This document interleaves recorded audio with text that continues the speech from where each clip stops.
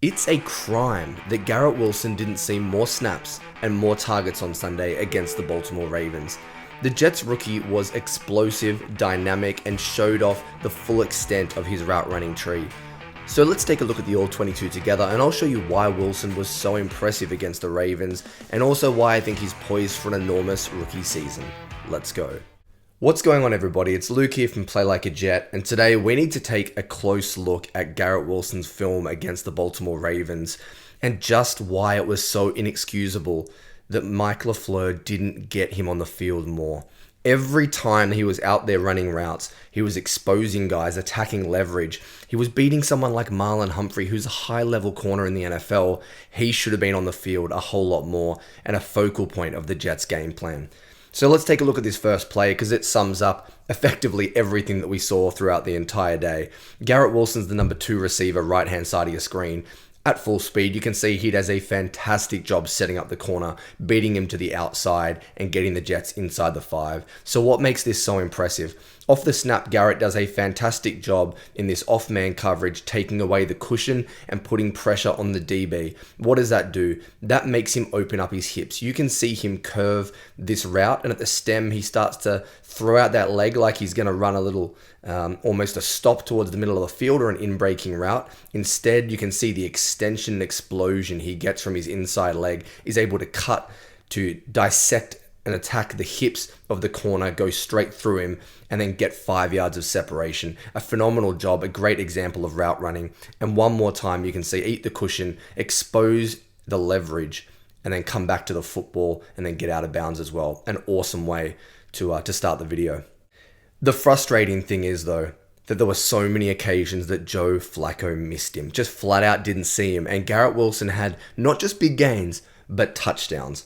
Have a look at this. So he's again in the slot, this time the left-hand side of your screen. Garrett Wilson in this off-man coverage again. And it just absolutely exposes Marlon Humphrey over the middle of the field. And if Joe Flacco's looking at this spot, he's not. He goes to a quick read. This is a touchdown. Once again, it's the nuance in the route running and what happens at the stem. Does a good job off the line of scrimmage.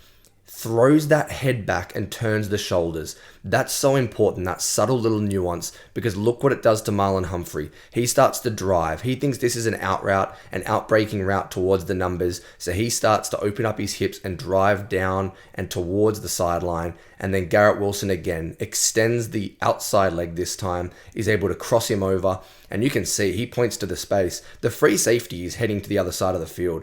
If Joe Flacco has his eyes on Garrett Wilson and trusts that one-on-one matchup and that he's going to win, this is a flat-out touchdown, and there's nothing Marlon Humphrey can do from there.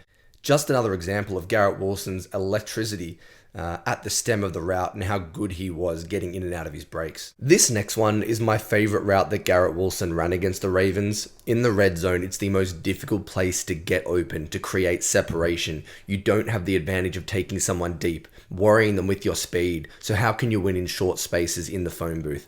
Garrett Wilson's on the right-hand side of your screen towards the boundary, and you're going to see him just destroy the corner with a whip route.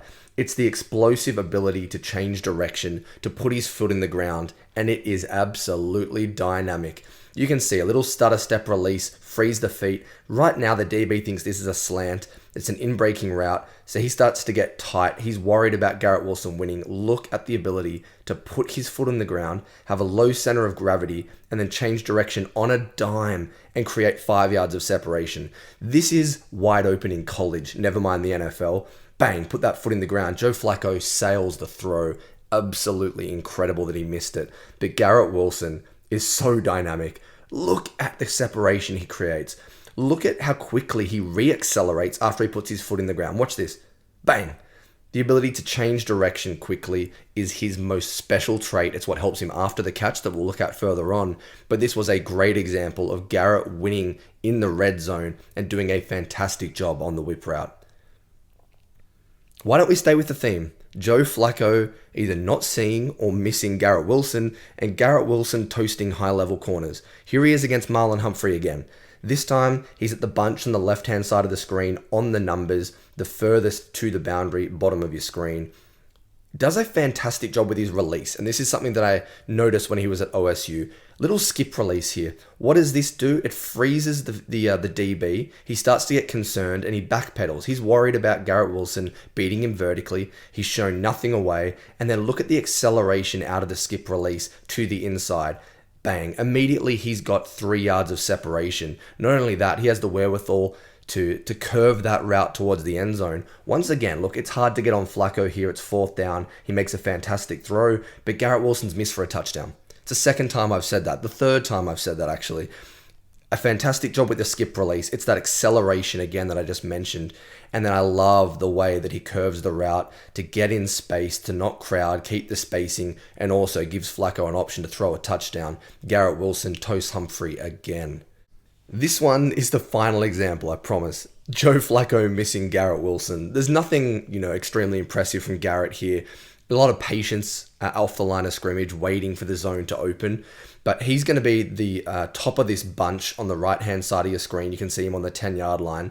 And he does a fantastic job waiting for the Mike linebacker to drop with the seam route from the tight end. What does that do? It allows him to sit underneath, and he is wide open. You can see there's no one within 10 yards of him. You can't miss this. Why is Joe Flacco taking his eyes to the running back that quickly in a completely clean pocket when he's got Garrett Wilson over the middle of the field in a designed concept that's trying to get one of those 2 men open and take advantage of the Mike linebacker? I just don't understand. What does Wilson do well? I mentioned it off the top. He does a nice job being patient. He's not in a hurry to get anywhere. He's waiting for the clear out. Does a nice job. All he has to do is jog into the end zone. But once again, the football does not find his hands.